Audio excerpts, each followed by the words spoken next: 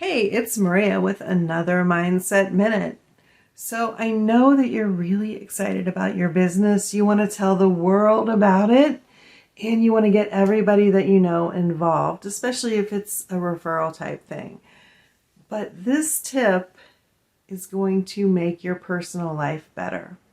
And the tip is don't go nuts talking day and night all the time with your family and those close to you about what you're doing. Yes, you're excited about your business. Yes, you want them to know about it. You want them to be excited, and they are excited for you, but they're going to get a little tired of you if all you ever do is talk about it, talk about it, talk about it, talk about it. So divide your time a little bit up so that you can talk about it with your business associates, those involved. And then when it's family time or time with your friends, turn that off and instead enjoy your time with them. Everybody's going to get along better. You're going to have much better relationships and you're going to be more successful in your business as well. That's it for now. Have a great day and here's to our success.